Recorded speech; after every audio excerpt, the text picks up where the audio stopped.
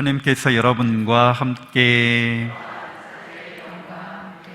루카가 전한 거룩한 복음입니다. 그 무렵 예수님의 제자들은 길에서 겪은 일과 빵을 떼실 때 그분을 알아보게 된 일을 이야기해 주었다. 그들이 이러한 이야기를 하고 있을 때 예수님께서 그들 가운데 서시어 평화가 너희와 함께 하고 그들에게 말씀하셨다. 그들은 너무나 무섭고 두려워 유령을 보는 줄로 생각하였다. 그러자 예수님께서 그들에게 이르셨다. 왜 놀라느냐? 어찌하여 너희 마음에 여러 가지 의혹이 있느냐? 내 손과 내 발을 보아라. 바로 나다. 나를 만져보아라. 유령은 살과 뼈가 없지만 나는 너희도 보다시피 살과 뼈가 있다. 이렇게 말씀하시고 나서 그들에게 손과 발을 보여주셨다. 그들은 너무 기쁜 나머지 아직도 믿지 못하고 놀라워하는데 예수님께서 그들에게 여기에 먹을 것이 좀 있느냐 하고 물으셨다. 그들이 구운 물고기 한 토막을 드리자 예수님께서는 그것을 받아 그들 앞에서 잡수셨다. 그리고 그들에게 이르셨다. 내가 전에 너희와 함께 있을 때 말한 것처럼 나에 관하여 모세 율법과 예언서와 시편에 기록된 모든 것이 다 이루어져야 한다. 그때 예수님께서는 그들의 마음을 여시어 성경을 깨닫게 해주셨다. 이어서 그들에게 이르셨다. 성경에 기록된 대로 그리스도는 고난을 겪고 사흘 만에 죽은 이들 가운데서 다시 살아나야 한다.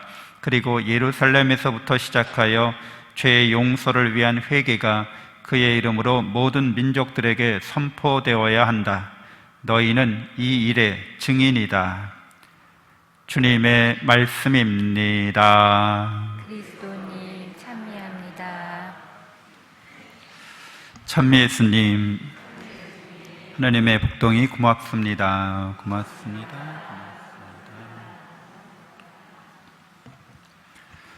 네, 예수님이 이제 엠마오로 가던 제자들이 예루살렘에 들어와서 그 만난 이야기를 전할 때 그 다락방에 나타나시는데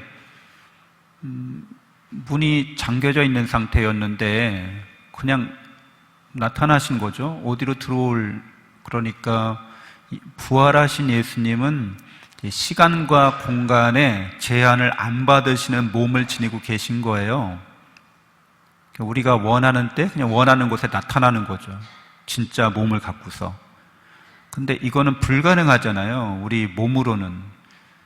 그래서 예수 그리스도의 부활한 몸은 이런 제한을 안 받는 자유로운 몸이고 언제 어느 때든지 또 모양을 바꿔서도 나타난다는 거죠. 그래서 우리가 미사 때는 예수님이 성체로서 나타나시는 거예요. 빵의 모습으로. 그래서 우리는 그분이 언제나 우리를 사랑하셔서 우리와 함께 있다는 것을 믿고 또 그 사랑 안에서 우리의 삶을 살아갈 수 있게 되었습니다. 예수님이 이렇게 죽으셨다 부활하신 그 뜻에 대해서 성경에 다 기록되어 있다는 거예요.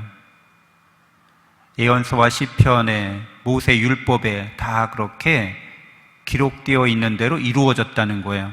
그러니까 여러분들도 이 성경에 기록된 대로 이루어졌을 뿐만 아니라 사실은 모든 신화에 모든 인류가 생각하고 기록한 모든 이야기들 안에 바로 예수 그리스도에 관한 이러한 죽음과 부활의 사건이 기록되어 있습니다. 그건 뭐냐면 우리 마음 안에 영원하신 하나님의 사랑이 새겨져 있다는 거예요. 그리고 그 사랑은 뭐냐 하면 사랑하는 사람을 위해서, 사랑받는 사람들을 위해서 자신의 것을 다 내어준다는 거예요. 그래서 사랑이 이루어지게 되리라는 거예요. 영원한 생명과 행복을 받게 되리라는 거예요. 이거는 성경에만 기록되어 있는 게 아니라 사실은 모든 신화에도 우리의 마음속에도 다 새겨져 있는 겁니다. 그것을 이루어 주셨다는 거예요. 그래서 기록되어 있지만 실제로 이루어지진 않았거든요. 우리 마음에 영원한 사랑이 새겨져 있지만 우리가 그것을 구현하진 못했거든요. 예수님이 그렇게 구현해 주셨다는 겁니다. 그래서 사랑을 위한 희생을 말하는 거예요. 근데 그 사랑을 위한 희생을 이제 예수님의 제자들이 목격 증인이 됐잖아요. 예수님과 함께 제자들로서 예수님을 따라다니다가 예수님이 그렇게 죽으시고 정말 무덤에 묻히셨다가 부활하셨는데 이 사람들이 이거를 어떤 의미가 있는지 모르는 거죠. 그래서 무섭고 두렵기도 하고 도대체 이게 어찌된 일인가 이렇게 의미를 못 찾는 거죠. 근데 예수님이 성경에 기록된 대로 이렇게 된 거다라고 말씀을 해주세요. 그리고 우리 성경을 우리가 받아들일 수 있는 것은 우리 마음에도 새겨져 있기 때문이고 모든 사람들의 마음에 새겨져 있기 때문에 옛날 사람들이 옛날 이야기하면서 신화나 전설에 등장했던 모든 사람이 갈구하는 희망, 영원한 생명을, 영원한 행복을 우리가 영원한 사랑 속에서 누리고 싶다라는 그 진리가, 그 진실이 이루어졌다는 거죠. 그래서 죄를 위한 회개의 선포가, 죄 용서를 위한 회개가 예수님의 이름으로 모든 사람에게 전파되어야 한다고 말씀하십니다.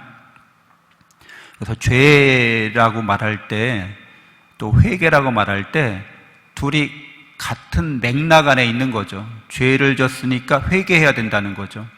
근데 이 죄라는 말 속에는 벌이란 뜻도 있어요. 그래서 이거를 그냥 죄벌 이렇게도 얘기합니다.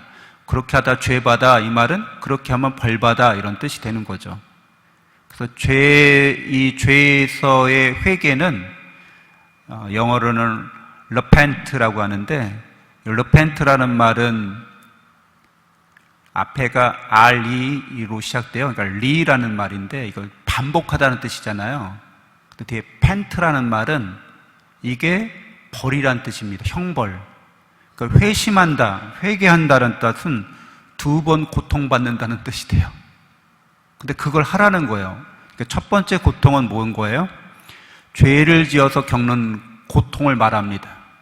우리가 여러분들 죄를 지면 그 자체가 그냥 벌이 되는 거예요. 그 자체가 형벌이 되는 겁니다.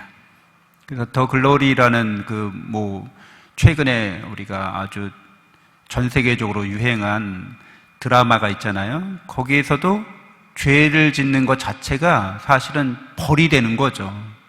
죄와 벌은 떼려야 뗄 수 없는 거예요. 죄를 지으면 벌 받아야 되는 거예요. 그래서 고통이 있는 거죠. 그런데 여기에서 사랑을 위한 고통이 있다는 거예요. 그러니까 죄를 짓는다는 거는 잘못된 사랑을 해서 고통을 겪는다는 거죠. 그릇된 사랑을 해서 고통을 겪는 거예요. 그게 죄벌이에요. 하느님을 사랑하지 않고 하느님이 아닌 다른 거를 더 사랑하면서 고통받는 거예요. 그게 죄로 인한 고통입니다.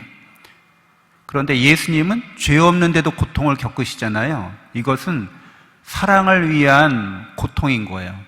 그러니까 repent라는 말은 내가 내 죄로 인해서 내가 고통받았는데 이제 예수님을 통해서 죄 없으신 분이 나를 위해서 고통받으신 걸 본 거예요. 그래서 자기가 이제 예수님을 통해서 내가 정말 잘못했다는 거를 깨달으면서 겪는 고통인 거예요. 이게 회개가 되는 거죠. 그래서 우리는 예수님을 통해서 우리가 회개하면서 내가 내 죄로 말미암아서 고난과 고통을 받았는데 이제 내가 그것을 예수님이 죄 없으신 분이 나의 죄를 대신 속죄하기 위해서 죽으신 그분의 사랑을 깨닫고 믿고 그래서 내가 죄 지은 것을 다시 고통스럽게 생각한다는 거죠.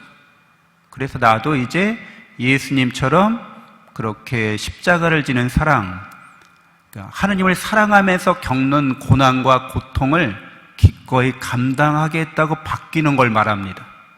그래서 영원한 생명과 영원한 행복이 그 안에 있다는 거죠. 죄 때문에 겪는 고통은 죽음을 불러온다는 거죠. 절망과 죽음을. 그런데 십자가를 통해서 사랑으로 겪는 고난과 고통은 영원한 생명과 행복을 가져오게 됩니다. 우리를 성장시키고 하나님을 닮아가게 하고 우리를 희망차게 합니다. 잠시 눈을 감고 묵상하겠습니다.